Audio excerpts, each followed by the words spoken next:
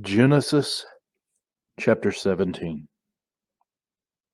When Abram was 99 years old, the Lord appeared to him and said, I am God Almighty. Walk before me faithfully and be blameless. Then I will make my covenant between me and you and will greatly increase your numbers. Abram fell face down, and God said to him, As for me, this is my covenant with you. You will be the father of many nations. No longer will you be called Abram. Your name will be Abraham, for I have made you a father of many nations. I will make you very fruitful. I will make nations of you, and kings will come from you. I will establish my covenant as an everlasting covenant between me and you and your descendants after you for the generations to come, to be your God and the God of your descendants after you. The whole land of Canaan, where you now reside as a foreigner, I will give as an everlasting possession to you and your descendants after you, and I will be their God.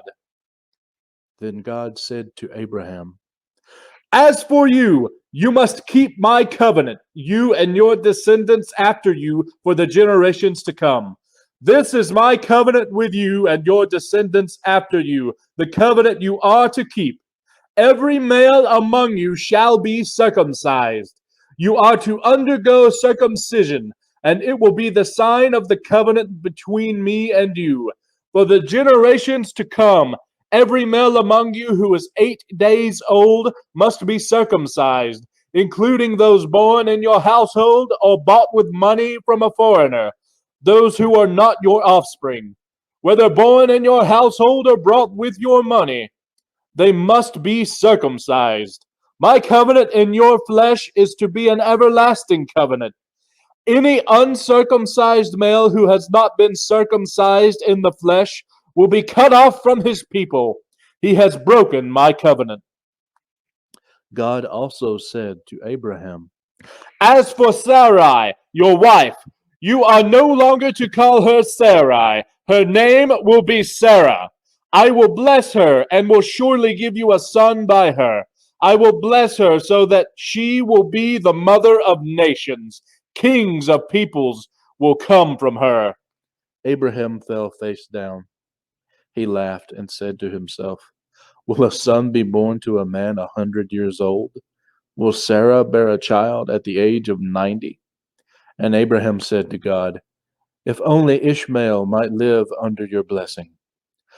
Then God said, Yes, but your wife Sarah will bear you a son, and you will call him Isaac. I will establish my covenant with him as an everlasting covenant for his descendants after him. And as for Ishmael, I have heard you. I will surely bless him. I will make him fruitful and will greatly increase his numbers. He will be the father of 12 rulers, and I will make him into a great nation. But my covenant I will establish with Isaac, whom Sarah will bear to you by this time next year. When God had finished speaking with Abraham, God went up from him. On that very day, Abraham took his son Ishmael and all those born in his household or bought with his money, every male in his household, and circumcised them, as God told him. Abraham was 99 years old when he was circumcised, and his son Ishmael was 13. Abraham and his son Ishmael were both circumcised on that very day. And every male in Abraham's household, including those born in his household or bought from a foreigner, were circumcised with him. End of chapter 17. Genesis chapter 18. When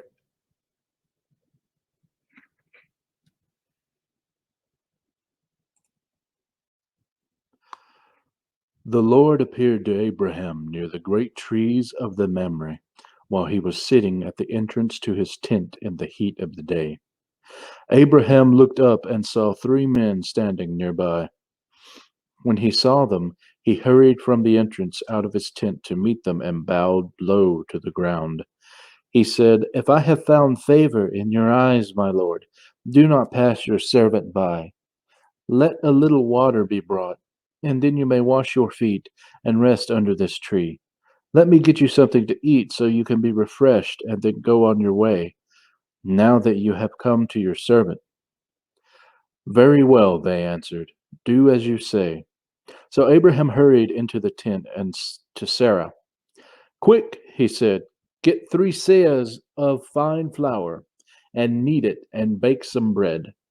Then he ran to the herd and selected a choice, tender calf, and gave it to a servant who hurried to prepare it.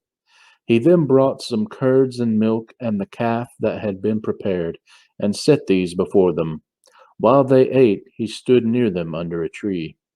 "Where is your wife Sarah?" they asked him. "There, in the tent," he said. Then the Lord said, "I will surely return to you about this time next year, and your wife Sarah will have a son." Now Sarah was listening at the entrance to the tent, which was behind him. Abraham and Sarah were already old and well advanced in years, and Sarah was past the age of childbearing. So Sarah laughed to herself as she thought, "After I am worn out and my master is old, will I now have this pleasure?" Then the Lord said to Abraham, "Why did Sarah laugh and say, 'Will I really have a child now that I am old?' Is anything too hard for the Lord? I will return to you at the appointed time next year, and Sarah will have a son." Sarah was afraid, so she lied and said, "I did not laugh." But he said, "Yes, you did laugh." When the men got up to leave, they looked down toward Sodom, and Abraham walked along with them to see them on their way. Then the Lord said, "Shall I hide from Abraham what I am about to do? Abraham will surely become a great and powerful nation, and all nations on earth will be blessed through him. For I have chosen him, so that he will direct his children and his household after him to keep the way of the Lord by doing what is right and just, so that the Lord will bring about for Abraham what he has promised him."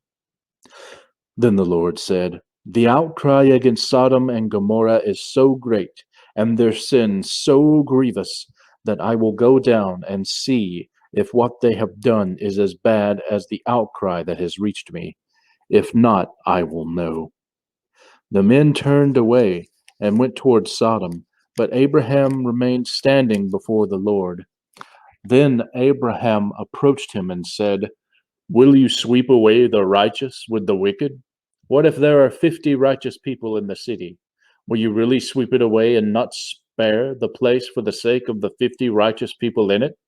Far be it from you to do such a thing, to kill the righteous with the wicked, treating the righteous and the wicked alike. Far be it from you. Will not the judge of all the earth do right?" The Lord said, "If I find 50 righteous people in the city of Sodom, I will spare the whole place for their sake." Then Abraham spoke up again, "Now that I have been so bold as to speak to the Lord, that I am nothing but dust and ashes, what if the number of the righteous is 5 less than 50? Will you destroy the place, the whole city, because of 5 people? If I find 45 there," he said, "I will not destroy it." Once again he spoke to him, "What if only 40 are found there?" He said, "For the sake of 40, I will not do it." Then he said, "May the Lord not be angry, but let me speak. What if only 30 can be found there?" He answered, "I will not do it if I find 30 there." Abraham said, "Now that I have been so bold as to speak to the Lord, what if only 20 can be found there?" He said, "For the sake of 20, I will not destroy it." Then he said, "May the Lord not be angry, but let me speak just once more. What if only 10 can be found there?" He answered, "For the sake of 10, I will not destroy it." When the Lord had finished speaking with Abraham, he left, and Abraham returned home. End of chapter 18.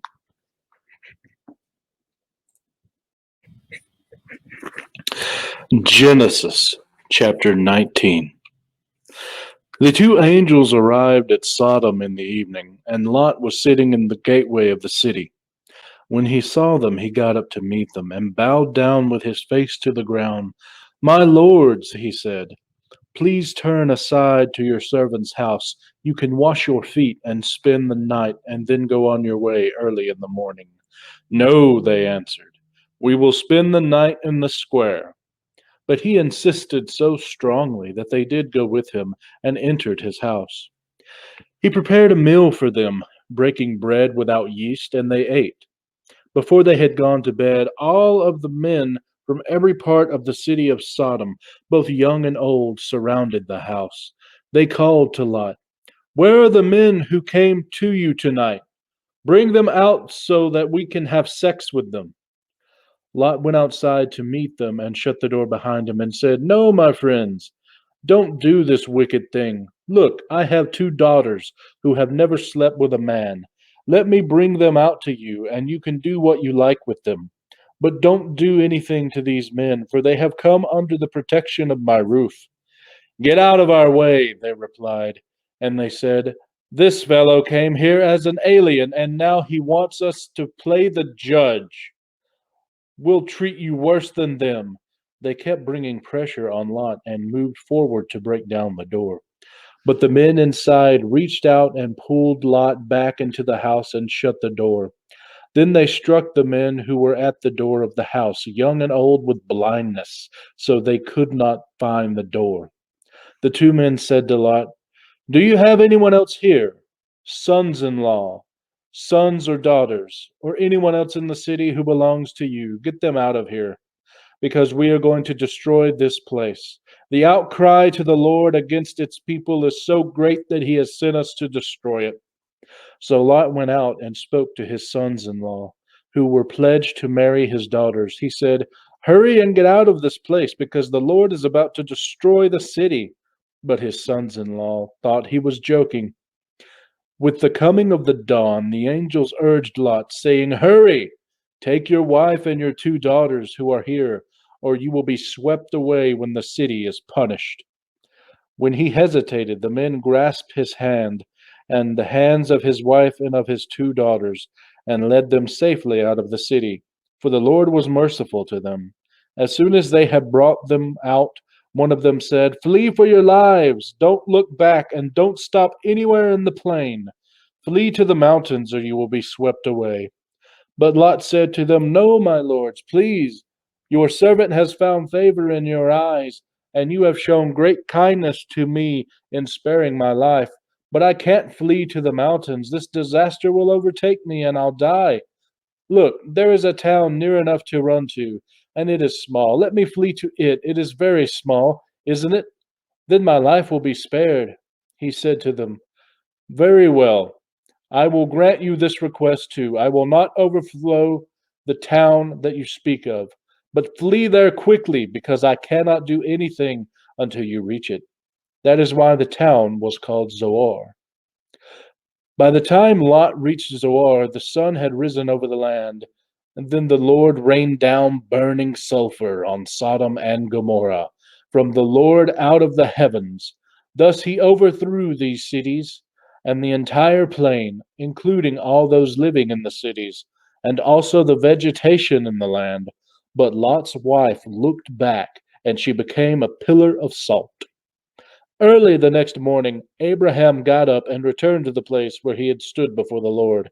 He looked down toward Sodom and Gomorrah, toward all the land of the plain, and he saw dense smoke rising from the land, like smoke from a furnace. So when God destroyed the cities of the plain, he remembered Abraham, and he brought Lot out of the catastrophe that overthrew the cities where Lot had lived. Lot and his 2 daughters left Zoar and settled in the mountains, for he was afraid to stay in Zoar. He and his 2 daughters lived in a cave. One day the older daughter said to the younger, our father is old, and there is no man around here to lie with us, as is the custom all over the earth. Let's get our father to drink wine, and then lie with him and preserve our family line through our father. That night they got their father to drink wine, and the older daughter went in and lay with him. He was not aware of it when she lay down or when she got up. The next day the older daughter said to the younger, Last night I lay with my father. Let's get him to drink wine again tonight, and you go in and lie with him, so we can preserve our family line through our father." So they got their father to drink wine that night also, and the younger daughter went in and lay with him. Again, he was not aware of it when she lay down or when she got up. So both of Lot's daughters became pregnant by their father. The older daughter had a son, and she named him Moab. He is the father of the Moabites of today. The younger daughter also had a son, and she named him Ben-Ami. He is the father of the Ammonites of today. End chapter 19. Genesis chapter 20. Now Abraham moved on from there into the region of the Negev and lived between Kadesh and Shur. For a while he stayed in Gerar, and there Abraham said of his wife Sarah, "She is my sister." Then Abimelech, the king of Gerar, sent for Sarah and took her. But God came to Abimelech in a dream one night and said to him, "You are as good as dead because of the woman you have taken. She is a married woman." Now Abimelech had not gone near her. So he said, "Lord, will you destroy an innocent nation? Did he not say to me, 'She is my sister'? And didn't she also say, 'He is my brother'? I have done this with a clear conscience and clean hands." Then God said to him in a dream, "Yes, I know you did this with a clear conscience, so I have kept you from sinning against me. That is why I did not let you touch her. Now return the man's wife, for he is a prophet, and he will pray for you, and you will live. But if you do not return her, you will be sure that you and all yours will die." Early the next morning, Abimelech summoned all of his officials, and when he told them all that had happened, they were very much afraid. Then Abimelech called Abraham in and said, "What have you done to us? How have I wronged you that you have brought such great guilt upon me and my kingdom? You have done things to me that should not be done." And Abimelech asked Abraham, "What is your reason for doing this?" Abraham replied, "I said to myself, 'There is surely no fear of God in this place, and they will kill me because of my wife. Besides, she really is my sister, the daughter of my father, though not of my mother, and she became my wife. And when God had me wander from my father's household, I said to her, This is how you can show your love to me. Everywhere we go, say of me, 'He is my brother.'" Then Abimelech brought sheep and cattle, and male and female slaves, and gave them to Abraham, and he returned Sarah his wife to him. And Abimelech said, "My land is before you, live wherever you like." To Sarah he said, "I am giving your brother 1,000 shekels of silver. This is to cover the offense against you before all who are with you. You are completely vindicated." Then Abraham prayed to God, and God healed Abimelech, his wife, and his slave girls, so they could have children again. For the Lord had closed up every womb in Abimelech's household because of Abraham's wife, Sarah. End of chapter 20.